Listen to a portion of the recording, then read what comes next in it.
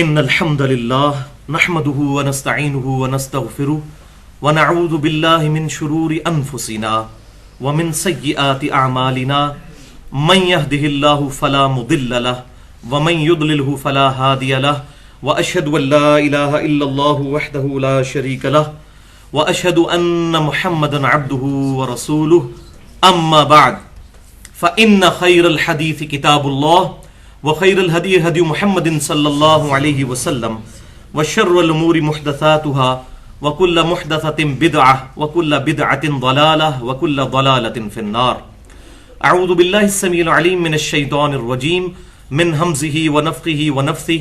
بسم اللہ الرحمن الرحیم. رب اشرح لی صدری ویسر لی امری واحلل عقدۃ من لسانی یفقہوا قولی.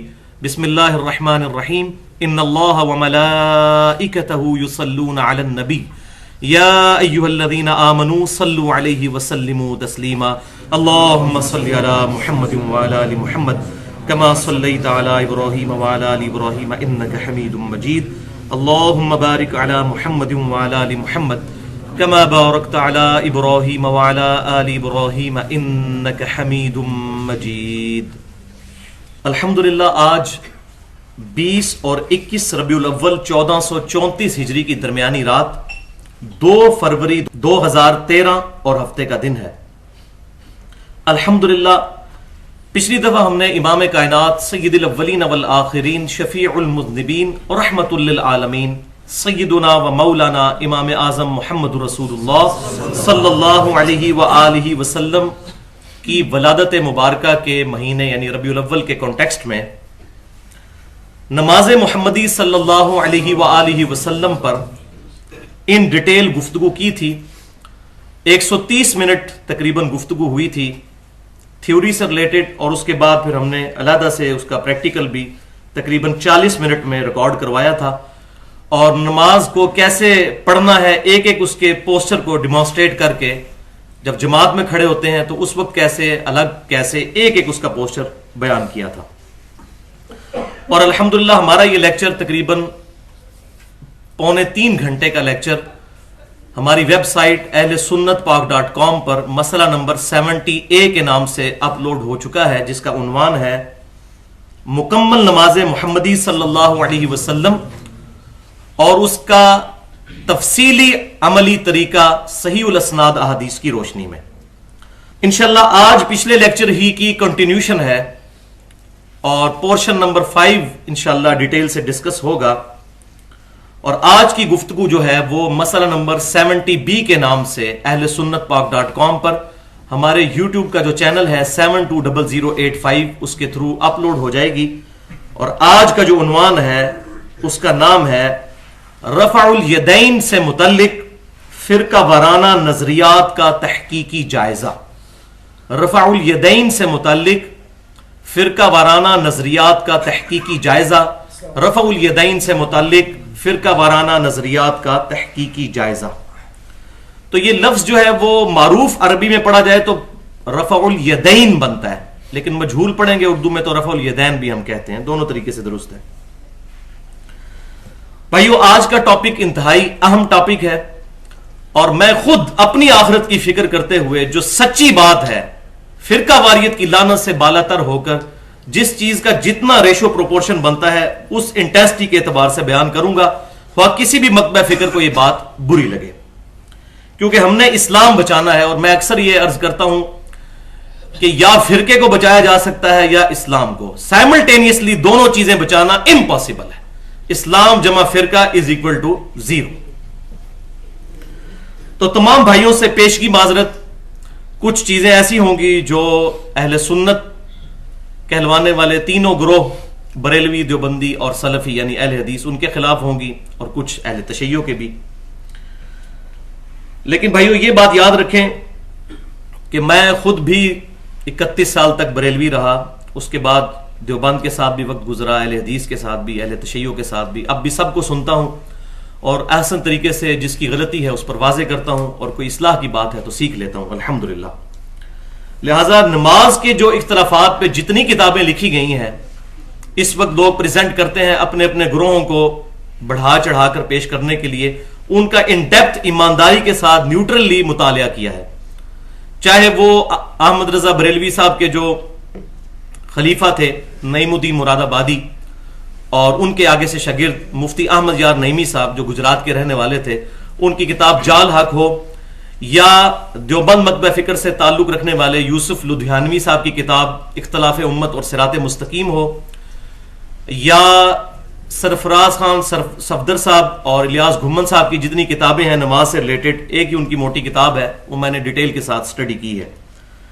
لہٰذا یہ تمام چیزیں کمپیریٹیو سٹڈی کے بعد میں عرض کروں گا رفع الیدین سے متعلق خصوصاً. آج کا جو کریٹیکل لیکچر ہے اس میں جو بہت کریٹیکل احادیث ہوں گی ان کے میں انٹرنیشنل نمبر بھی بتا دوں گا، باقیوں کے صرف ریفرنس دوں گا، اور ریفرنس اگر کسی کو چاہیے ہو تو وہ بعد میں پوچھ بھی سکتا ہے ان ڈیٹیل ریفرنس. اور تمام احادیث کے نمبرز جو ہیں وہ بیروت اور علماء عرب کی انٹرنیشنل نمبرنگ کے مطابق ہوں گے، جس کے مطابق عربی سافٹ ویئرز بنتے ہیں، اور دارالسلام والے بھی عربی کتب جو ہیں وہ احادیث کی شائع کرتے ہیں.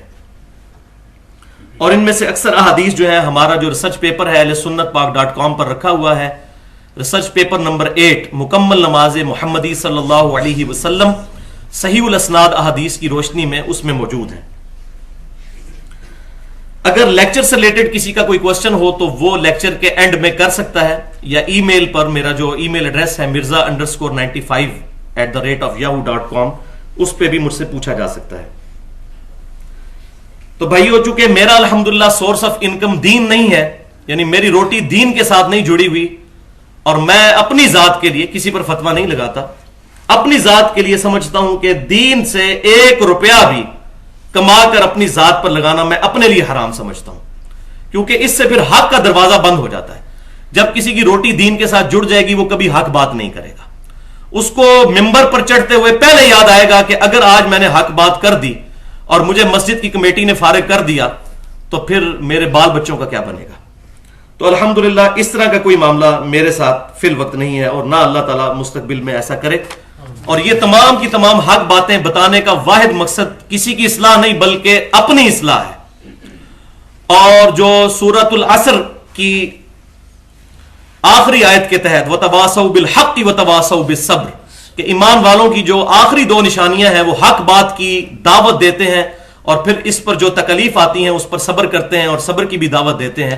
اس کے تحت کامیابی کے کرائٹیریے کے لیے ایمان اور عمل صالح کے بعد ان 2 چیزوں کی ضرورت ہے. اس کو پرفیکٹ کرنے کے لیے میں اپنی آخرت کی فکر میں ہوں کہ اللہ تبارک و تعالیٰ ان چیزوں کو میرے لیے قیامت والے دن ذریعہ نجات بنائے، اور امام کائنات صلی اللہ علیہ وسلم کے مبارک پڑوس میں جنت میں جگہ عطا فرمائے. اور یہ تمام دعائیں ہم تمام مسلمانوں کے حق میں قبول و منظور فرمائے. اور بھائیو، تحدیث نعمت کے طور پر میں یہ بتا دوں کہ یہ جو آج کا ٹاپک ہے، آج تک کسی بندے نے ویڈیو لیکچر میں اتنی وضاحت کے ساتھ کہ اس کی ایک ایک ڈیٹیل کو ایڈریس کیا جائے ایک جگہ پر جمع نہیں کیا. اور یہ کم از کم 5 سال کی محنت ہے اس لیکچر کو تیار کرنا. اور حدیث قرطاس کا جو میں نے لیکچر دیا تھا 3 گھنٹے کا، اس کے بعد سب سے مشکل لیکچر میرا جو سینکڑوں لیکچرز میں سے وہ آج والا لیکچر ہے. اس میں کل 8 علمی پوائنٹس ڈسکس کروں گا، اور یہ 8 کا فگر جو ہے وہ میں نے صحیح مسلم کی اس حدیث کے تحت کہ آپ صلی اللہ علیہ وآلہ وسلم نے فرمایا جو شخص وضو کے بعد پڑھ لے اشہد اللہ الہ الا اللہ وحدہ لا شریک لہ واشہد ان محمدا عبدہ ورسولہ، تو اس کے لیے جنت کے 8 دروازے کھول دیے جاتے ہیں. تو جنت کے 8 دروازوں کی نسبت سے 8 علمی پوائنٹس میں ڈسکس کروں گا، جن میں سے پہلے جو 5 علمی پوائنٹس ہیں وہ ڈیٹیل کے ساتھ ہیں، اور آخری 3 جو ہے وہ مختصر ہوں گے، تاکہ ایک عام آدمی کو یہ پوری گیم سمجھ آ جائے کہ یہ رفع الیدین کی بنیاد پر مسلمانوں کے اندر تفریق کیسے آئی. اور آج مسلمان جو آپس میں اس مسئلے کو لے کر جھگڑتے ہیں، اور معاذ اللہ نوبت یہاں تک آ چکی ہے کہ کسی کو رفع الیدین کرتا ہوا دیکھ لیں تو اس کے اوپر پھپتیاں کستے ہیں. تو صحیح بات لوگوں تک پہنچائی جائے، خصوصاً ہمارے سب کانٹیننٹ کا جو کلچر ہے انڈیا اور پاکستان اور بنگلہ دیش کا، اس کے حوالے سے. ایک دفعہ دروشی پڑھ لیجئے. اللہم صلی علی محمد وعلی آل محمد کما صلیت علی ابراہیم وعلی آل ابراہیم انک حمید مجید. اللہم بارک علی محمد وعلی آل محمد کما بارکت علی ابراہیم وعلی آل ابراہیم انک حمید مجید. علمی پوائنٹ نمبر 1، بھائیو اہل سنت کہلوانے والے تمام گروہ، چاہے وہ مالکی ہوں، چاہے حنبلی ہوں، چاہے شافعی ہوں، چاہے سلفی ہوں، اہل حدیث ہوں، سوائے احناف کے، اور اہل تشیع کے بھی تمام گروہ اس بات پر متفق ہیں کہ امام کائنات صلی اللہ علیہ وآلہ وسلم 4 مواقع پر رفع الیدین فرمایا کرتے تھے. یہاں تک تو اتفاق ہے آپ صلی اللہ علیہ وسلم کے ریفرنس سے. نمبر 1 نماز شروع کرتے وقت، نمبر 2 رکوع میں جاتے وقت، نمبر 3 رکوع سے اٹھنے کے بعد، اور نمبر 4 2 رکعتوں سے اٹھنے کے بعد. یعنی آڈ رکعتس جو ہیں، جو طاق رکعتیں ہیں، وہ رفع الیدین سے شروع ہوگی، پہلی اور تیسری. تو ان 4 رفع الیدین پر اہل سنت کے تمام گروہ اور اہل تشیع متفق ہیں سوائے اہل کوفہ کے. اور صحیح بخاری اور صحیح مسلم کی متفق علیہ حدیث ہے، جو دنیا کی تمام احادیث کی کتابوں میں پہلی حدیث نماز کے چیپٹر میں لائی جاتی ہے، اور عام آدمی سے نہیں، دوسرے خلیفہ راشد سیدنا امیر المؤمنین عمر ابن خطاب رضی اللہ تعالیٰ عنہ کے بیٹے عبداللہ بن عمر رضی اللہ تعالیٰ عنہما، وہ ہیں اس کے راوی. صحیح بخاری میں بھی ہے، صحیح مسلم میں بھی ہے، جامع ترمذی میں بھی، سنن ابی داؤد میں بھی، سنن نسائی میں بھی، سنن ابن ماجہ میں بھی، الموطا امام مالک میں بھی، مسند امام احمد میں بھی، سنن دارمی میں. دنیا کی ہر حدیث کی کتاب میں نماز کا چیپٹر کھولیں، پہلی حدیث آپ کو یہی ملے گی. حدیث کیا ہے کہ نبی صلی اللہ علیہ وسلم جب بھی نماز شروع فرماتے تو اپنے دونوں ہاتھوں کو کندھوں تک اٹھاتے، اور رفع الیدین، یہ ہاتھ اٹھانے کو رفع الیدین کہا جاتا ہے. اس کی ڈیفینیشن، رفع کہتے ہیں بلند کرنے کو، یدین دونوں ہاتھوں کو. اور آپ صلی اللہ علیہ وسلم پھر اللہ اکبر کہتے. اس کے بعد جب آپ صلی اللہ علیہ وسلم رکوع میں جانے کا ارادہ فرماتے، پھر رفع الیدین کرتے کندھوں تک، اور اللہ اکبر کہہ کر رکوع میں جاتے. اور جب رکوع سے اٹھتے تو پھر رفع الیدین کرتے، یعنی دونوں ہاتھوں کو کندھوں تک اٹھاتے، اور سمیع اللہ لمن حمدہ ربنا لک الحمد یا ربنا ولک الحمد کہتے. البتہ سجدوں میں آپ صلی اللہ علیہ وسلم یہ عمل نہیں کرتے تھے. یہ ہے حدیث. اچھا، اور اس میں شروع سے کلیئر کر دوں یہ بات، میں نے پچھلی دفعہ بھی ڈیٹیل کے ساتھ یہ بات بتائی تھی کہ یہ بعض احادیث میں آیا کندھوں تک، بعض احادیث میں آیا کانوں تک، تو بیسیکلی یہ ایک ہی چیز ہے. اگر ہم اس کونی کو پیوٹ مانتے ہوئے اس کو نارمل انداز میں یوں اٹھائیں تو ہمارے جو انگلیاں ہیں وہ خود بخود کانوں کی سیدھ میں اور ہتھیلیاں کندھے کی سیدھ میں آ جاتی ہیں. لہذا جنہوں نے آپ صلی اللہ علیہ وسلم کی ہتھیلیاں دیکھی انہوں نے کہا کہ کندھوں تک اٹھاتے تھے، اور جنہوں نے کان دیکھے ان کی سیدھ میں انگلیوں کو تو کہا کانوں تک. یہ کوئی 2 الگ طریقے نہیں ہیں. اچھا، یہ حدیث جو بخاری اور مسلم میں ہے عبداللہ بن عمر سے، تو صحیح بخاری اور صحیح مسلم میں یہی حدیث سیدنا مالک ابن حویرث سے بھی ہے رضی اللہ تعالیٰ عنہ، جو غزوہ تبوک کے موقع پر 9 ہجری میں مسلمان ہوئے. آپ صلی اللہ علیہ وسلم کی وفات سے جسٹ 1.5 سال پہلے انہوں نے بھی یہی حدیث روایت کی ہے، جو بخاری میں بھی ہے اور مسلم میں بھی. اور مسلم میں الفاظ ہے کہ کانوں تک ہاتھ اٹھاتے تھے، باقی الفاظ وہی ہیں. اسی طریقے سے صحیح مسلم میں ایک اور صحابی جو فتح مکہ کے بعد مسلمان ہوئے اور اسپیشلی نبی صلی اللہ علیہ وسلم کی نماز کا طریقہ دیکھنے کے لیے آئے، سیدنا وائل بن حجر رضی اللہ تعالیٰ عنہ، ان کی صحیح مسلم میں حدیث ہے، یہی الفاظ ہیں، اور اس میں ہے کانوں تک ہاتھ اٹھاتے تھے نماز کے شروع میں، رکوع میں جاتے وقت اور رکوع سے اٹھتے وقت. اور ابو داؤد اور نسائی کے اندر آگے ڈیٹیل چلتی ہے کہ وہ کہتے ہیں میں سال کے بعد تقریباً واپس آیا دوبارہ اگلے موسم میں، سردیوں میں، تو میں نے دیکھا کہ صحابہ کرام علیہم رضوان چادروں کے اندر سے بھی رفع الیدین کر رہے تھے. تو اب آپ اندازہ لگائیں کہ 9 ہجری میں بندہ مسلمان ہوا، 10 ہجری میں آیا، اور 11 ہجری کے دوسرے یا تیسرے مہینے میں آپ صلی اللہ علیہ وسلم دنیا سے تشریف لے گئے. یعنی بالکل آخر کا زمانے میں جو لوگ حدیثیں روایت کر رہے ہیں یہ وہ صحابہ ہیں، اور بخاری اور مسلم میں یہ نہیں ہے کہ ڈھونڈنی پڑیں گی. اور الحمدللہ بخاری اور مسلم کا ترجمہ تمام اہل سنت کہلوانے والے گروہ کر چکے ہیں، بریلوی ہوں، دیوبندی ہوں یا سلفی یعنی اہل حدیث ہوں.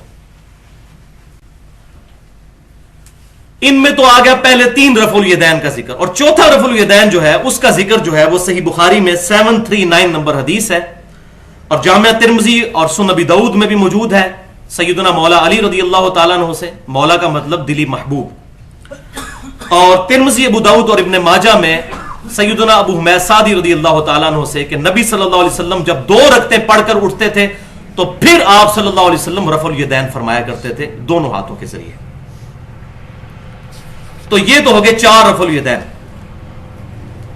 البتہ ایک 5واں رفع الیدین بھی ہے جس کا ذکر نبی صلی اللہ علیہ وسلم سے مرفوع جو اہل سنت کی کتابوں میں ملتا ہے وہ صحیح سند سے ثابت نہیں، اور وہ ہے سنن نسائی میں وہی مالک بن حویرث رضی اللہ تعالیٰ عنہ کی حدیث جو بخاری اور مسلم میں ہے۔ وہ جب سنن نسائی میں آتی ہے تو اس میں آگے الفاظ ہے کہ آپ صلی اللہ علیہ وسلم 2 سجدوں کے درمیان بھی رفع الیدین کرتے تھے، لیکن وہ حدیث اصول محدثین پر ضعیف ہے، کیونکہ اس میں قتادہ جو ہے مدلس ہے اور ان سے روایت کر رہے ہیں، اور یہ پیٹ رول ہے محدثین کا کہ مدلس کی ان والی روایت جو ہے وہ ضعیف ہوتی ہے جب تک کہ سما کی تصریح موجود نہ ہو، وہ یہ بتا نہ دے کہ میں نے کس سے سنی۔ یہ تدلیس کو میں آج انشاءاللہ آگے چل کے ایڈریس بھی کروں گا، یہ کس بلا کا نام ہے۔ تو بہرحال سما کی تصریح موجود نہیں ہے، اور دوسرا حکم یہ ہوا کہ کاتب کی غلطی سے جو ہمارے پاس سنن نسائی موجود ہے اس میں ایک راوی ہیں سعید، وہ شعبہ لکھے گئے، کیونکہ سعید اور شعبہ کو اگر لکھے نا عربی کے اندر تو اگر نقطے ہٹا دیے جائیں تو تقریباً ایک جیسا ہی نظر آتا ہے۔ چونکہ سنن نسائی اوریجنل کتاب جو ہے وہ سنن نسائی الکبرى ہے جو امام نسائی رحمۃ اللہ علیہ نے لکھی تھی، اس میں 11,770 احادیث ہیں، اور جو ہمارے پاس سنن نسائی ہے یہ ان کے شاگرد ابن سنی رحمۃ اللہ علیہ نے جمع کی تھی، اسی میں سے جو ہے آپ سمجھے ایکسٹریکٹ کر کے اس میں 5,761 احادیث ہیں۔ تو اوریجنل بک وہ ہے، اگر اس بک کو کھولیں تو اس میں انٹرنیشنل نمبرنگ کے مطابق 672 نمبر یہ حدیث ہے، اور ہماری والی جو سنن نسائی ہے اس میں 1086 ہے۔ اس کو اگر کھولیں تو اس میں آپ کو ملے گا کہ سعید نے روایت کی ہے قتادہ سے، اور قتادہ مدلس ہے، مدلس دونوں جگہ موجود ہے، اور یہی وہ سنن نسائی الکبرى ہے جس کا ایک چیپٹر خصائص علی بھی ہے، جس کی وجہ سے امام نسائی رحمۃ اللہ علیہ کو شہید کیا گیا۔ یہ بالکل صحیح سند سے ثابت ہے۔ تو اہل سنت کے ہاں کوئی ایسی حدیث صحیح سند سے ثابت نہیں، لہٰذا یہ وہ معاملہ ادھر ہی ٹھپا گیا، جس کو اکثر لوگ کہتے ہیں جی وہ سجدوں میں بھی رفع الیدین تھا تو وہ آپ کیوں نہیں کرتے، وہ بھی منسوخ ہوا ہے تو باقی بھی ہو گئے۔ تو بھائیو سجدوں میں رفع الیدین نبی صلی اللہ علیہ وسلم سے صحیح سند سے ثابت ہی نہیں، اگر ثابت ہو تو ہم آج بھی کرنے کے لیے تیار ہیں، منسوخ کوئی نہیں ہوا۔ البتہ اب یہ آگے کڑوی بات، صحابہ اکرام میں سے ایک صحابی ہیں جن سے صحیح سند کے ساتھ سجدوں میں بھی رفع الیدین کرنا ثابت ہے، اور وہ عام صحابی نہیں، وہ ہے سیدنا انس ابن مالک رضی اللہ تعالیٰ عنہ۔ آپ صلی اللہ علیہ وسلم کو 10 سال تک وضو کروانے والے، اور آپ صلی اللہ علیہ وسلم کے ساتھ وہ بچپن میں ہی اٹیچ ہوئے، اور آپ صلی اللہ علیہ وسلم کی وفات کے بعد 82 سال تک زندہ رہے، اور بصرہ میں 93 ہجری میں فوت ہوئے۔ اور ذخیرہ احادیث میں سب سے زیادہ احادیث روایت کرنے والے صحابہ میں ان کا نمبر 3 ہے، سیدنا ابو ہریرہ، سیدنا ابن عمر کے بعد رضی اللہ تعالی عنہم اجمعین۔ ان کے بارے میں امام بخاری رحمۃ اللہ علیہ جز رفع الیدین میں صحیح سند کے ساتھ 105 نمبر حدیث لے کر آئے ہیں کہ انس ابن مالک سجدوں میں بھی رفع الیدین کرتے تھے، بس ان کا عمل آیا ہے، انہوں نے اس کو مرفوع نہیں کیا نبی صلی اللہ علیہ وسلم سے، چونکہ مرفوع نہیں کیا لہٰذا یہ ان کا اپنا عمل ہے، اور جب صحابی سے کوئی عمل صحیح سند کے ساتھ ثابت ہو جائے تو اس پر پھر بدعت کا فتویٰ نہیں لگ سکتا۔ ہم یہ ضرور کہیں گے کہ سجدوں میں نہ کرنا بہتر ہے، کیونکہ ان احادیث میں ہے کہ آپ صلی اللہ علیہ وسلم نہیں کرتے تھے، اور انس ابن مالک کرتے تھے، اور یہ پھر محدثین نے اس کی ڈیٹیل بیان کی کہ وہ مستحب کے طور پر کرتے تھے کہ اس وقت بھی میں رفع الیدین کروں، تعظیم کے طور پر، جیسا کہ ہر مین رکن کی تعظیم میں رفع الیدین آتا ہے، قیام سے پہلے رفع الیدین، رکوع میں جانے سے پہلے رفع الیدین، اور رکوع کے فوراً بعد رفع الیدین، یعنی سجدے میں جانے سے پہلے ہو رہا ہوتا ہے۔ تو تینوں بڑے ارکان جو ہیں ان سے پہلے تعظیم کے طور پر ہم ہینڈز اپ کرتے ہیں، لہٰذا ہمارے جو اہل تشیع بھائی ہیں ان کا سجدوں میں رفع الیدین کرنے والا مسئلہ جو ہے وہ بھی اہل سنت کی کتابوں سے ثابت ہو جاتا ہے اس حوالے سے کہ وہ جائز ہے، کیونکہ اہل تشیع جو ہیں وہ سجدوں میں بھی رفع الیدین کرتے ہیں۔ اور مزے کی بات یہ ہے کہ سوائے اہل کوفہ کو چھوڑ کر اہل سنت کہلوانے والے سارے گروہ، مالکی ہوں، شافعی ہوں، حنبلی ہوں، سلفی اہل حدیث ہوں، یہ سب اور اہل تشیع ان کی نماز کا ایک طریقہ ہے. اہل تشیع بھی سجدے میں جاتے وقت پہلے ہاتھ لگاتے ہیں بعد میں گھٹنے. اہل تشیع بھی جلسہ استراحت کر کے یعنی پہلی رکعت میں 2 سجدے کرنے کے بعد بیٹھ کر اٹھتے ہیں جو صحیح بخاری میں طریقہ موجود ہے. اور ایک مسئلہ ہے ٹکی والا, وہ میں نے پچھلی دفعہ وہ بھی ایڈریس کر دیا تھا, وہ بھی اتنا بڑا ایشو نہیں جو بنایا گیا ہے. لہذا سجدوں میں رفع الیدین بھی جائز ہے, البتہ افضل یہی ہے کہ رفع الیدین سجدوں میں نہ کیا جائے. اور اسی طریقے سے وہ بھی حیرتناک روایت جو ہے میں نے ایکسپلور کی المصنف ابن ابی شیبہ سے انٹرنیشنل نمبر کے مطابق 3950 کہ سیدنا ابن زبیر رضی اللہ تعالیٰ عنہ جو نواسے ہیں سیدنا ابو بکر رضی اللہ تعالیٰ عنہ کے, اور سیدہ اسما بنت ابی بکر رضی اللہ تعالیٰ عنہ کے بیٹے ہیں, اور سیدنا زبیر کے بھی بیٹے ہیں. آپ رضی اللہ تعالیٰ عنہ ہاتھ کھول کر نماز پڑھا کرتے تھے, بالکل ہاتھ چھوڑ کر, جس طرح ہم رکوع کے بعد ہاتھ چھوڑتے ہیں. چونکہ یہ بھی صحابی سے عمل ثابت ہو گیا, لہٰذا اب ہاتھ چھوڑ کر نماز پڑھنا بھی بدعت نہیں رہے گا. البتہ اہل سنت کے ہاں ہاتھ باندھنا افضل ہے, اور ہاتھ چھوڑ کر بھی اگر کوئی نماز پڑھ لے تو چونکہ ابن زبیر پڑھتے تھے, صحابی سے جب عمل ثابت ہو جائے تو اس کا جواز کا فتویٰ ہوگا, اس پر بدعت کا فتویٰ نہیں لگے گا. تو الحمدللہ یہ معاملہ بھی میں نے پچھلی دفعہ کلیئر کیا تھا, ہاتھ چھوڑ کر نماز پڑھنے والا. باقی امام مالک پہ جو جھوٹ باندھا گیا ہاتھ چھوڑ کر نماز پڑھنے والا, وہ ثابت کوئی نہیں, کیونکہ الموطا امام مالک میں انہوں نے پورا چیپٹر باندھا ہے کہ دایاں ہاتھ بائیں زیرہ پر رکھا جائے, دایاں ہاتھ بائیں زیرہ پر, جو میں نے پچھلی دفعہ رکھ کر بتایا بھی تھا. اور یہی حدیث امام بخاری نے بھی الموطا امام مالک میں سے امام مالک سے 2 واسطوں سے لی ہے. تو امام مالک پر یہ جھوٹا بہتان ہے کہ وہ ہاتھ چھوڑ کر نماز پڑھتے تھے. البتہ کچھ روایتوں میں ملتا ہے کہ جب اس وقت غلط فتوے مولویوں نے دیے اور ان کے خلاف وہ کھڑے ہوئے کہ جبری طلاق واقع نہیں ہوتی, اس ٹانس پہ جب وہ کھڑے ہوئے تو بنو عباس کے لوگوں نے ان کو اتنا مارا کہ ان کے شولڈر ٹوٹ گئے اور وہ اپنے ہاتھوں کو باندھ نہیں سکتے تھے, ایون اپنا آزار بند بھی نہیں باندھ سکتے تھے. تو اس کی وجہ سے کچھ لوگوں نے ان کو دیکھا کہ وہ ہاتھ چھوڑ کر نماز پڑھ رہے ہیں اور اس کو کاپی کیا. وہی لعنت جو امت کے اندر شروع سے چلتی آ رہی ہے کہ ہم پرسنالٹیز کو دیکھ کے چلتے ہیں, اور آپ صلی اللہ علیہ وسلم کو بیک گراؤنڈ میں ڈالا ہوا ہے, اور ان پرسنالٹیز نے کبھی یہ بات نہیں کی کہ تم ہمیں فالو کرو. وہ کہتے ہیں ہماری بکس کو فالو کرو, وہ بھی نبی صلی اللہ علیہ وسلم کے ریفرنس سے. تو امام مالک رحمۃ اللہ علیہ بری ہے, الموطا امام مالک دنیا میں موجود ہے, کھول کر دیکھنے ادھر ہاتھ کھول کر نماز پڑھنے کا طریقہ کہاں لکھا ہوا ہے. اور الموطا امام مالک میں بھی نماز پر ایک ہی حدیث وہ لے کر آئے ہیں نماز کے طریقے پر, اور وہ وہی ہے جو عبداللہ بن عمر سے, کہ نماز کے شروع میں ہاتھ اٹھانا, رکوع میں جاتے وقت ہاتھ اٹھانا, اور رکوع سے اٹھ کر ہاتھ اٹھانا. اندازہ کریں آپ, تو کوئی دوسری رائے نہیں ہے سوائے اہل کوفہ اور احناف کو چھوڑ کر. تو بھائیو یہ ایشو بھی یہیں پر کل ہو گیا, جو کہا جاتا تھا جی سجدوں میں رفع یدین کیوں نہیں کرتے, تو وہ مسئلہ بھی میں نے الحمدللہ کلیئر کر دیا. تو بھائیو اتنی یہ تمہیدی گفتگو پوائنٹ نمبر 1 کے بعد بہت خطرناک معاملہ آ گیا کہ جب اہل سنت اور اہل تشیع کا اتفاق ہے, جبکہ دونوں کی حدیث کی کتابیں الگ ہیں اور پوری نماز کا طریقہ ایک ہے, تو اب بھائیو لمحہ فکریہ ہے احناف کے لیے اور ہمارے انڈیا پاکستان میں بریلویوں اور دیوبندیوں کے لیے, جو احناف کہلاتے ہیں. اہل کوفہ کے لیے بڑا لمحہ فکریہ ہے کہ پوری امت کا اتفاق چلتا آ رہا ہے. اگر کوئی اختلاف پایا جاتا تو ہم بھی کہتے چلو یار کچھ لوگ یہ کہتے ہیں اور کچھ لوگ وہ. اچھا پوری دنیا میں یہ معاملات پھیلے کس طرح؟ وہ بنو عباس کے دور حکومت میں قاضی ابو یوسف نے چیف جسٹس کا عہدہ قبول کر لیا, جس کے قبول نہ کرنے کی وجہ سے امام حنیفہ رحمۃ اللہ علیہ کو زہر دیا گیا, لیکن شاگرد نے وہی کام کر لیا. پھر اس نے سرکاری طور پر اس چیز کی امپلیمنٹیشن کروائی, اور رہی صحیح کسب جو ہے سلطنت عثمانیہ نے زبردستی تلوار کے ذریعے پھیلائی, اور یہ سارے کے سارے معاملات پھر عجم میں ہوئے. عرب کے لوگ ابھی تک اس معاملے میں کافی حد تک محفوظ ہیں, جتنے عربی ممالک ہیں, کیونکہ وہ احادیث کی کتابیں پڑھتے ہیں. تو محدثین بیچارے اپنی کتابوں میں لکھتے رہے کہ کبھی تو وقت آئے گا کہ یہ سارے معاملات سیدھے ہوں گے. اور الحمدللہ آج دیکھ لیں جتنے غیر مسلم اسلام قبول کر رہے ہیں سب کے سب اسی طریقے پر نماز پڑھتے ہیں جو بخاری اور مسلم میں ہے, یعنی نماز کے شروع میں رفع الیدین, رکوع میں جاتے وقت اور رکوع سے اٹھتے وقت. الحمدللہ ان کو نہیں اب کوئی روک سکتا, کیونکہ وہ کہتے ہیں کہ books are always authority. But کے سپیلنگ BUT بٹ ہے یا BAT بٹ ہے, یہ ڈکشنری بتائے گی. ایک PAT انگلش کے نہیں BAT بٹ ہوتا ہے, تو پنجابی والا بٹ ہو سکتا ہے, انگلش والا بٹ BUT بٹ ہوگا, وہ ڈکشنری فیصلہ کرے گی. تو یہ جو کہا جاتا ہے اتنے بڑے بڑے علماء پاگل ہیں, تو علماء بھی کتابوں پر پرکھے جائیں گے. किताब अथॉरिटी होगी।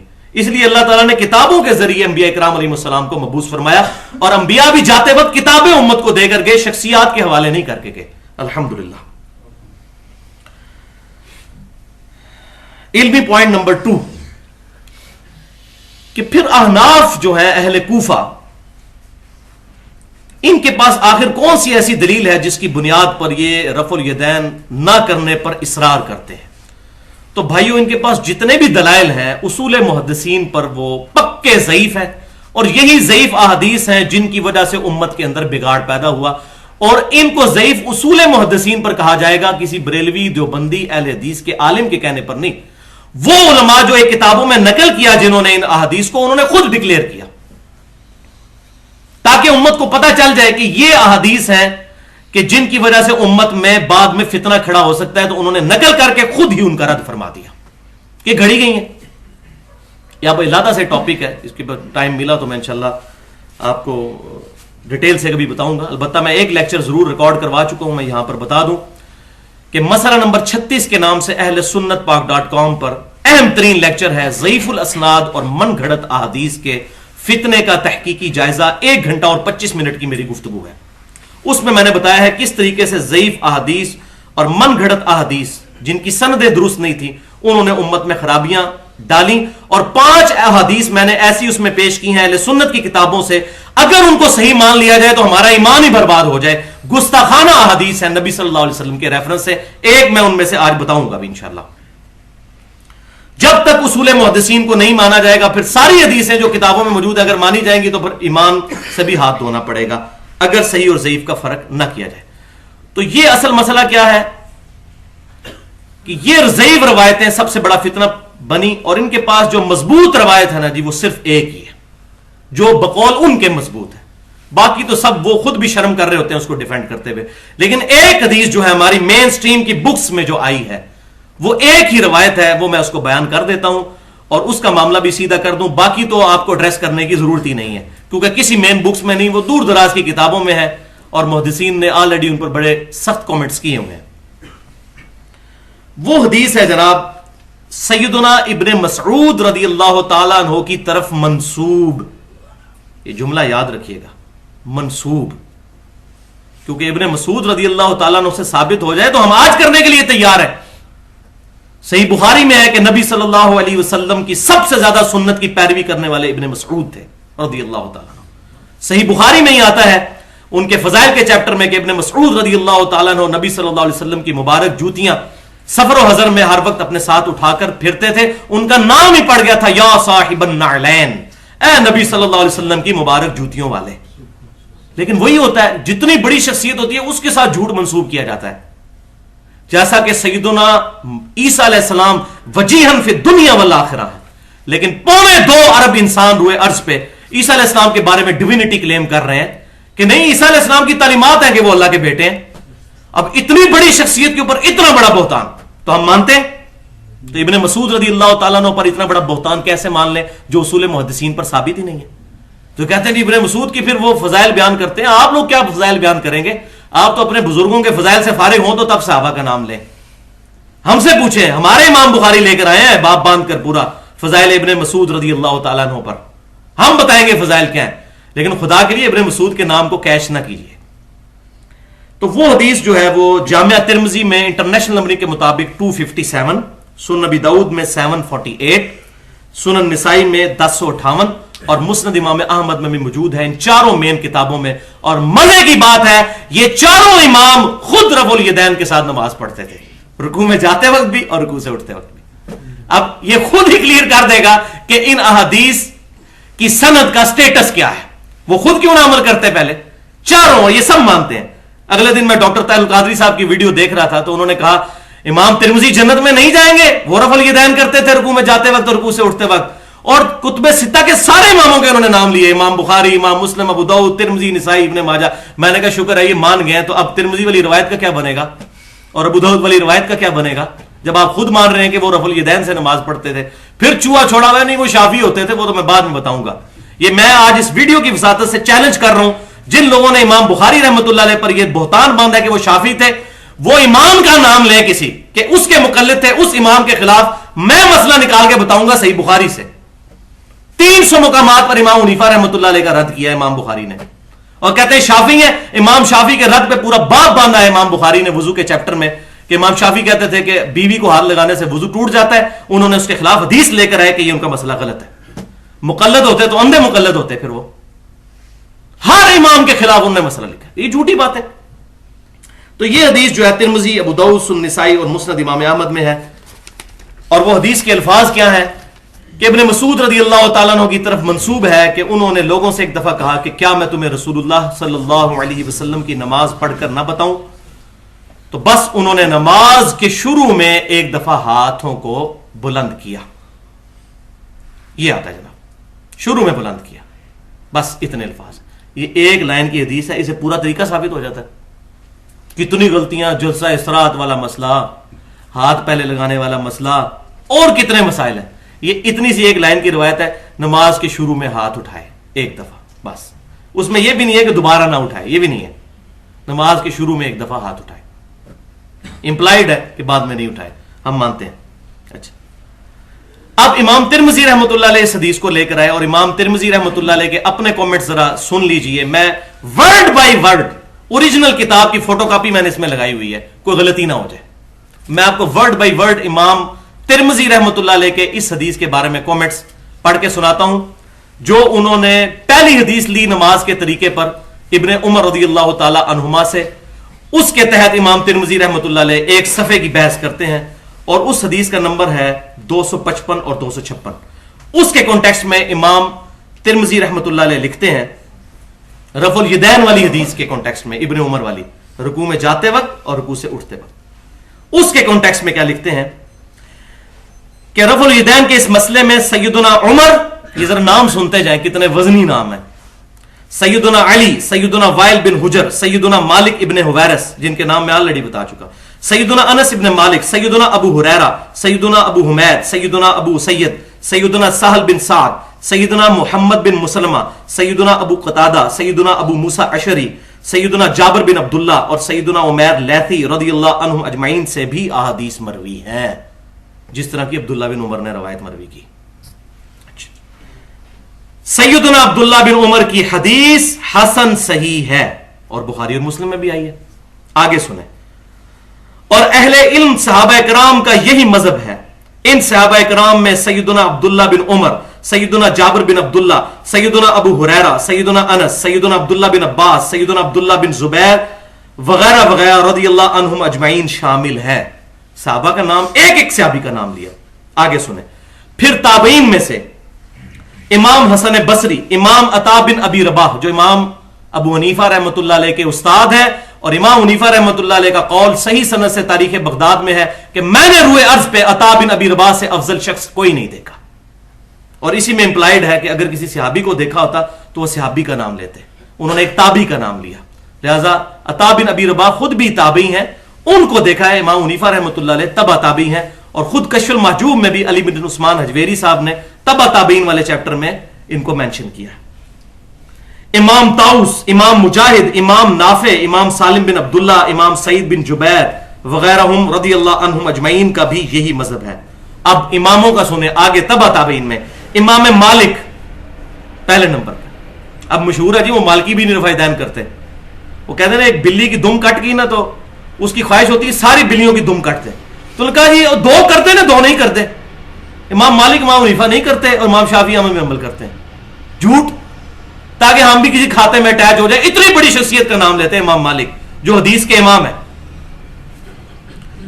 امام مالک پہلے نمبر پہ امام مالک کا نام لیا امام ترمذی نے. امام مالک، امام معمر، امام اوزائی، امام سفیان بن عیینہ، امام عبداللہ بن مبارک، امام شافعی، امام احمد بن حنبل، امام اسحاق رحمہم اللہ اجمعین کا بھی یہی قول ہے. لو جی. اور اگے پھر انہوں نے قلعہ ٹھوکیا. اس تابوت میں آخری کیل ٹھوکا انہوں نے کہ امام عبداللہ بن مبارک فرماتے ہیں، اور یہ کون ہے؟ امام حنیفہ رحمۃ اللہ علیہ کے شاگرد، المتوفا 181 ہجری، 181 ہجری میں یہ فوت ہوئے، اور بخاری مسلم کے بنیادی راویوں میں سے کہ عبداللہ بن مبارک فرماتے ہیں کہ رفع الیدین کرنے والے لوگوں کی دلیل سیدنا عبداللہ بن عمر کی حدیث ثابت ہے جو کہ امام زہری نے ان کے بیٹے سالم بن عبداللہ سے روایت کی، جو ہم پہلے سن چکے شروع میں. اور عبداللہ بن مسعود رضی اللہ تعالیٰ عنہ کی وہ حدیث ثابت ہی نہیں ہے جس میں یہ ذکر ہے کہ نبی صلی اللہ علیہ وسلم صرف پہلی مرتبہ رفع الیدین کرتے تھے. لو جی کام بھی سیدھا ہو گیا، ثابت ہی نہیں ہے. امام ابو حنیفہ رحمۃ اللہ علیہ کے شاگرد نے فرما دیا. اللہ اکبر کبیرہ. اچھا جی، اس میں جتنے امام ترمذی نے دعوے کیے ہیں یہ تمام کے تمام دعوے صحیح اسناد کے ساتھ بخاری میں، مسلم میں، ابو داؤد، ترمذی، نسائی، ابن ماجہ میں موجود ہیں. اس کے علاوہ مصنف ابن ابی شیبہ میں اور جز رفع الیدین میں بھی صحیح سند کے ساتھ پوری سندوں کے ساتھ موجود ہے. اور عبداللہ بن مبارک کے قول کی سند ترمذی بھی لے کر آئے ہیں اور بالکل صحیح سند ہے. اچھا، اب رہا امام ترمذی رحمۃ اللہ علیہ کا ابن مسعود رضی اللہ تعالیٰ عنہ کی حدیث 257 نمبر لے کر اس کو لکھنا کہ یہ حسن ہے. صحیح نہیں لکھا انہوں نے، حسن کہا، حسن. اور کہا کہ ایک سے زیادہ صحابہ اور اہل علم کا بھی یہی قول ہے اور اہل کوفہ کا بھی یہی قول ہے. ایک سے زیادہ صحابہ اور اہل علم اور اہل کوفہ کا بھی یہی قول ہے. کسی صحابی کا نام نہیں انہوں نے مینشن کیا، وہ کون ایک سے زیادہ ہے. تو اس میں امپلائڈ ہے کہ ایک سے زیادہ صحابہ اور اہل کوفہ کا یہ قول مشہور ہے جو عوام کے اندر. کئی چیزیں مشہور تھی نا. برا بن عازب رضی اللہ تعالیٰ عنہ کی ایک اور روایت بھی آتی ہے، وہ تو خیر بہت کمزور روایت ہے. اس طرح کی چیزیں مشہور تھی. تو امام ترمذی نے فرمایا کہ یہ حدیث حسن ہے. اس پہ وہ کہتے ہیں دیکھو یہ حدیث حسن ہے. یہ ایک حدیث نظر آتی ہے اور درجنوں حدیث جو بخاری سے لے کر ابن ماجہ تک نماز کے طریقے پر ہیں، اور خود 6 کے 6 اماموں کا عمل کس پر ہے. اور فقہ کے جو 4 بڑے امام ہیں، ویسے امام تو بہت ہیں، امام جعفر صادق رحمۃ اللہ علیہ سب سے بڑے امام ہیں، امام حنیفہ رحمۃ اللہ علیہ کے بھی استادوں میں سے ہیں، امام موسیٰ کاظم رحمۃ اللہ علیہ امام شافعی کے استادوں میں سے ہیں، یہ بھی اہل بیت کے جو امام ہیں یہ بھی ہمارے اماموں میں سے ہیں. تو باقی ان 4 میں سے 3 بھی، امام مالک، امام شافعی، احمد بن حنبل، وہ بھی کرتے ہیں. اور کسی کورٹ میں کیس پیش ہو اور 3 جج ایک طرف فیصلہ کریں تو 3 والا تو مسئلہ ہی نہیں، پوری امت ایک طرف کھڑی ہوئی ہے. اللہ اکبر. تو اس کو سمجھ لیں امام ترمذی کی جو اصطلاح حسن کیا ہے، اس پہ تو میں 1 گھنٹہ بول سکتا ہوں، لیکن عام بندے کے لیے یہ بات سمجھ لیں کہ امام ترمذی رحمۃ اللہ علیہ کے بارے میں بریلوی، دیوبندی اور اہل حدیث اس بات پر متفق ہے کہ امام ترمذی رحمۃ اللہ علیہ احادیث پر حکم لگانے کے بارے میں لینینٹ ہے، نرمی کے ساتھ حکم لگاتے ہیں. لیکن یہ اس میں نہیں میں بیان کر رہا، ویسے میں بتا رہا ہوں. اسی لیے جب ان کے خلاف احادیث آتی ہیں ان کو امام ترمذی حسن کہہ دیں تو احمد بریلوی صاحب بھی کہتے ہیں فتاوی رضویہ میں ترمذی کے حسن سے دھوکہ نہ کھانا. دیوبندی علماء بھی لکھے اپنی کتابوں میں، سرفراز خان صفدر صاحب، ترمذی کے حسن سے دھوکہ نہیں کھانا چاہیے، وہ تو کئی بالکل بے سند باتوں کو بھی حسن کہہ دیتے ہیں. اور وہ کیوں؟ وہ گلے میں پھنس گئی وہ روایت، فاتحہ خلف الامام والی روایت. امام ترمذی رحمۃ اللہ علیہ بالکل صحیح سند سے لے کر آئے، امام داؤد بھی لے کر آئے کہ فجر کی نماز میں ایک صحابی حضور صلی اللہ علیہ وسلم کے پیچھے پیچھے قرات کر رہے تھے. آپ صلی اللہ علیہ وسلم نے ان کو بعد میں پوچھا کہ کس نے قرات کی، تو ایک صحابی نے کہا یا رسول اللہ میں نے. تو آپ صلی اللہ علیہ وسلم نے فرمایا کہ امام کے پیچھے کچھ نہ پڑھا کرو سوائے سورۃ الفاتحہ کے، کیونکہ جو فاتحہ نہیں پڑھتا اس کی نماز ہی نہیں ہوتی. اور فجر کی نماز تھی جاری نماز. لہذا امام مالک رحمۃ اللہ علیہ کا جو قول ہے وہ بھی پھر اس حدیث کی وجہ سے اس پر عمل نہیں رہے گا. ان کی ذات اجتہادی رائے ہے، اللہ تعالیٰ ان کو معاف کرے. ہم تک حدیث الحمدللہ پہنچ گئی. اس حدیث کو امام ترمذی نے کہا حسن، تو اس پہ پھر پنجے جھاڑ کر پڑھ کے نہیں حسن نہیں ہے، اس میں تو محمد بن اسحاق جو ہے وہ تو راوی ٹھیک نہیں ہے. حالانکہ محمد بن اسحاق رحمۃ اللہ علیہ کو 50 کے قریب محدثین نے ان کی توثیق کی ہے. کوئی 2-4 ان کے خلاف بھی تھے، لیکن یہ اصول محدثین ہے، جب جمہور توثیق کر دیں تو وہ بات مانی جاتی ہے. وہ تو دنیا میں کوئی حدیث کا راوی ایسا نہیں ہے جس پہ جرح نہ ہوئی ہو.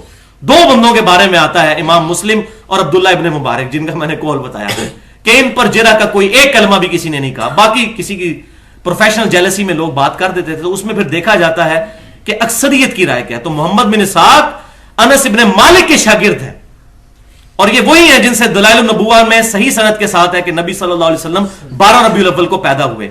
اور حدیث کی جو سیرت پر پہلی کتاب سیرت ابن ہشام، اس کے راوی محمد بن اسحاق ہے. تو بہت بڑے امام ہیں یہ، انس ابن مالک رضی اللہ تعالیٰ عنہ کے شاگرد. تو ان پر جرح کرتے ہیں کہ وہ راوی صحیح نہیں ہے. تو وہ اب ترمذی کی روایت آئی تو اس پر جرح کر دی. 311 نمبر یہ روایت تھی. اب ہم اس کو اصول محدثین پر دیکھتے ہیں. بیسک اصول ہے محدثین کا جس کے تحت یہ حدیث پکی ضعیف ہے اور آج تک اس کا سکم کوئی دور نہیں کر سکا. اور وہ سکم کیا ہے کہ اس حدیث میں سفیان ثوری رحمت اللہ علیہ مدلس ہیں اور وہ ان سے روایت کر رہے ہیں. سما کی تصریح کوئی نہیں ثابت. وہ حدثنا یا اخبرنا سے اپنے استاد سے نہیں روایت کرتے کہ میرے استاد نے مجھے حدیث بیان کی یا میرے استاد نے مجھے خبر دی. وہ کہتے ہیں ان، جس طرح ہم بھی کہتے ہیں ان ابی ہریرہ رضی اللہ تعالیٰ عنہ. تو پوری سند کتاب میں موجود ہوتی ہے. وہ سند تو باہر آنی چاہیے، ورنہ میں نے تو سیدنا ابو ہریرہ سے نہیں سنا. وہ تو 59 ہجری میں فوت ہو گئے تھے. تو وہ پھر پوری سند لی جاتی ہے. تو سفیان ثوری نے اس کو ان سے بیان کیا ہے اور مدلس ہیں، پکے مدلس ہیں. بریلوی دیوبندی اہل حدیث سب مانتے ہیں سفیان ثوری مدلس ہیں، اور جب وہ ان سے روایت کرتے ہیں تو ان کی ان والی روایت ضعیف ہوگی جب تک وہ یہ بیان نہ کر دیں کہ میں نے کس استاد سے یہ حدیث سنی. تدلیس کہتے ہیں چھپانے کو. تو یہ کسی زمانے میں محدثین کے اندر یہ ایسا مرض آیا کہ وہ اپنی سند کو عالی کرنے کے لیے کہ رسول اللہ صلی اللہ علیہ وسلم اور ان کے درمیان واسطے کم سے کم شو ہوں، وہ کچھ استادوں کو سکپ کر دیتے تھے اور ڈائریکٹ کسی ایسے استاد سے حدیث بیان کرتے تھے جس سے انہوں نے نہیں سنی ہوتی تھی. لیکن ہوتے سچے تھے. یہ نہیں کہتے تھے حدثنا یا اخبرنا، کہتے تھے ان فلاں، کہ فلاں سے روایت ہے. یہ نہیں بتاتے تھے کہ میں نے سنا ہے. ظاہر ہے یہ کہتے تو جھوٹے ڈکلیئر ہو جاتے. تو اس طریقے سے یہ مرض چل پڑا، اور اسی لیے میں تو امام شعبہ کے ساتھ ہوں. وہ کہتے ہیں میں زنا سے بدتر سمجھتا ہوں تدریس کرنے کو. اور لیکن یہ بھی بات یاد رکھیے کہ یہ سما کی تصریح جب تک ثابت نہیں ہوگی وہ روایت ضعیف رہے گی. ہاں سما کی تصریح کسی دوسری کتاب سے مل جائے تو الحمدللہ. آج اس ویڈیو کی وساطت سے ہمیشہ سے علماء اہل سنت یہ اہل کوفہ کو چیلنج دیتے آئے ہیں کہ دنیا کی تمام احادیث کو جمع کریں. اور ایک ہی مسئلہ ہے نا اس وقت پوری دنیا کے گلے میں اٹکا ہوا ہے احناف کے، کہ وہ سما کی تصریح تلاش کر دیں ہمیں کہ سفیان ثوری نے کس سے سنا ہے. استاد ڈھونڈے ان کا. کچھ نے کہا، پھر انہوں نے پول بھی کھولا ہے کہ اس میں کون راوی ہے، لیکن میں بتاؤں گا نہیں، اس پہ پردہ ہی ڈالتا ہوں. تو سما کی تصریح تلاش کریں تو انشاءاللہ حدیث کو بیان کریں گے اور اسی وقت رب الیدین چھوڑ دیں گے. ہاں پھر بھی منسوخ نہیں ہوگا، میں بتاتا ہوں. اس میں منسوخی نہیں ثابت ہوگی، پھر دو طریقے ثابت ہوں گے. پھر بھی یہی طریقہ افضل رہے گا، وہ آگے آ رہا ہے میں بتاتا ہوں. کیونکہ اس میں یہ نہیں ہے کہ آپ صلی اللہ علیہ وسلم نے رفع دین چھوڑ دیا تھا، بس یہ ہے کہ پہلی دفعہ اٹھائے تو وہ بھی اٹھایا. یہ بھی طریقہ، دو طریقے ثابت ہوں. منسوخی پھر بھی ثابت نہیں ہوگی. لیکن انشاءاللہ ہم کبھی کبھار اس طرح بھی پڑھ لیں گے، کبھی کبھار اس طرح بھی پڑھ لیں گے، کیونکہ پھر صحابی سے ثابت ہو جائے گا نا. لیکن یہ الحمدللہ چیلنج امام بخاری رحمۃ اللہ علیہ 1200 سال پہلے دیا تھا، آج تک قائم ہے کہ اس حدیث کی صحیح سند نکالیں. تو اس وقت سب سے بڑی ٹینشن یہ لینی چاہیے. اور یہاں میں بتا دوں یہ دھوکہ دیتے ہیں پبلک کو، حالانکہ ان کو پتہ ہے، ان کی عوام کو. آپ کو پتہ ہے مشرکین مکہ جو تھے نا، ان کی مسلمانوں سے دشمنی تھی، اور یہودیوں کو پتہ تھا کہ نبی صلی اللہ علیہ وسلم تو موسیٰ علیہ السلام کو مانتے تو ہیں نا، اور مشرکین تو ان کو بھی نہیں مانتے. تو جب غصے میں آتے تو کہتے تھے ان مسلمانوں سے تو یہ مشرکین بہتر ہے. ٹسل میں آگے نا، ٹسل میں آگے کہتے تھے. حالانکہ ان کو بھی پتہ ہے زمین اسمان کا فرق ہے، یہ پیغمبروں کے ماننے والے ہیں، وہ پیغمبروں کے ماننے والے ہی نہیں ہیں. لیکن جب بندہ ٹسل میں آ جاتا ہے نا تو پھر اس قسم کی باتیں شروع کر دیتا ہے اور حق سے اناد کرتا ہے. اسی طرح کا اناد پھر کیا ہے ہمارے یہاں پر بھی کچھ علماء نے. انہوں نے کہا جی سفیان ثوری کی تدلیس والی 10 روایتیں صحیح بخاری میں بھی موجود ہیں، پھر ان کو بھی ضعیف کو. حالانکہ ان کو پتا ہے کہ بخاری اور مسلم میں اگر مدلس کی آن والی روایت آئے گی تو وہ انڈرسٹوڈ ہے کہ وہ سما کی تصریح موجود ہے. ان کو پتا ہے، وَأَنْتُمْ تم تعلمون، تم جانتے تو ہو وہ کیا سما کی تصریح ہوتی ہے. امام بخاری رحمت اللہ علیہ یہ چیلنج میں کرنے لگا ہوں کہ سفیان ثوری کی جو 10 حدیثیں لے کر آئے، ایک حدیث ایبسولوٹ دکھائیں پوری صحیح بخاری میں سے، ان 10 میں سے، جس میں انہوں نے اس حدیث کو مطابقت میں نہ لیا ہو. مطابقت میں لیا، پہلے اوپر پوری سند بیان کی کہ پوری متصل سند یہ ہے، اور پھر آن والی بھی بیان کی، اس کی بنیاد پر اس کو ٹھیک کہا. جس طرح سنن ابی داؤد میں ایک ضعیف روایت ہے کہ نبی صلی اللہ علیہ وسلم کو ایک صحابی نے سجدہ کیا، آپ صلی اللہ علیہ وسلم نے ان کو ڈانٹا، فرمایا یہ کیا کر رہے ہو؟ تو انہوں نے کہا میں اہل کوفہ کے پاس گیا تھا، وہاں میں نے دیکھا لوگ اپنے سردار کو سجدہ کرتے ہیں، تو میں نے سمجھا کہ آپ صلی اللہ علیہ وسلم کو سجدہ کرنا تو اس سے بھی بہتر ہے، آپ ہمارے لیے زیادہ تعظیم کے لائق ہیں. تو آپ صلی اللہ علیہ وسلم نے وہاں فرمایا کہ اگر میں سجدہ جائز سمجھتا تو بیویوں سے کہتا کہ اپنے خامدوں کو سجدہ کریں اس حق کی سبب جو اللہ نے ان کو دیا ہے. یہ سنن ابی داؤد کے اندر تو ضعیف ہے روایت، لیکن سنن ابن ماجہ میں اس کی صحیح سند موجود ہے. تو اس حدیث کو ہم پھر کہتے ہیں اس کا متن صحیح ہے، سند ضعیف ہے. متن صحیح ہے اور اس کی صحیح سند سنن ابن ماجہ میں موجود ہے. ہم اس روایت کو مانتے ہیں اور بیان بھی کرتے ہیں. لیکن اس کی کوئی روایت نکالے نا تو بخاری میں جو 10 کی 10 روایتیں آئی ہیں وہ سما کی تصریح کے ساتھ ہیں. پہلے پوری متصل سند امام بخاری لے کر آئے، اس کی مطابقت میں لے کر آئے سفیان ثوری کی تدلیس والی. لیکن یہ مولویوں کو، ان کے ملوں کو پتا ہے، لیکن پبلک کو دھوکہ دیتے ہیں. ان کو پتا پبلک کو اب اتنی کریٹیکل بات کون بتائے گا. الحمدللہ ہم ہیں نا بتانے والے حق. اب ان سے جا کے پوچھیں گے کر کے چپ کر جائیں گے کہ لو جی اب وہ راز ہی کھل گیا. جو اصل چیز ہم نے پردہ ڈالا ہوا تھا بچپن سے، لوگوں کو پٹیاں پڑھائی ہوئی نہیں، وہ ختم ہو گیا. تو یہ ان کی علم کی بھی انتہا پھر یہاں تک ہے. ابھی تو کئی باتیں آئیں گی، آپ حیران ہوں گے کہ کس کس طریقے سے مولوی جو ہے وہ دھوکہ دیتے ہیں. اگر پھر کوئی کہتا ہے نہیں جی یہ سما کی تصریح والا رول میں نہیں مانتا، کتابوں میں تو لکھی ہوئی حدیث، تو پھر اب وہ اس کے لیے پھر جب کوئی علاج نہ ہو تو پھر میرے پاس وہ جواب ہے جس کو ہم کہتے ہیں فلسفی کی لینگویج میں، منطق کی لینگویج میں لاجیکل آنسر، جس کو میں نے پنجابی میں ٹرانسلیٹ کیا پھکی، علمی پھکی. پھر وہ یہ ہے کہ اگر کوئی کہتا ہے نا جی میں سما کی تصریح والے اصول کو نہیں مانتا، تو اس کو پھر میں دعوت دیتا ہوں کہ پھر اس حدیث کا کوئی جواب دے اور اپنا ایمان بچا کر بتائے. مسند امام احمد میں حدیث موجود ہے اور امام بخاری کی الادب المفرد میں بھی موجود ہے، جس میں ضعیف روایتیں بھی ہیں. امام بخاری کا دعویٰ صرف صحیح بخاری کے بارے میں ہے اور امت نے ایکسپٹ کیا ہے ان کے کہنے پر نہیں، پرکھنے کے بعد. لہذا طاہر القادری صاحب کو بھی اب مسئلہ سمجھ آ جائے گا. وہ کہتے ہیں جی ہم امام حنیفہ کے مقلد ہیں، آپ امام بخاری کے ہیں. امام بخاری کے مقلد ہوں تو ان کی یہ روایت بھی مان لیں. ہم الادب المفرد میں لے کر آئے اور مشکات میں بھی 3ری جلد میں انٹرنیشنل نمبرنگ کے مطابق 4000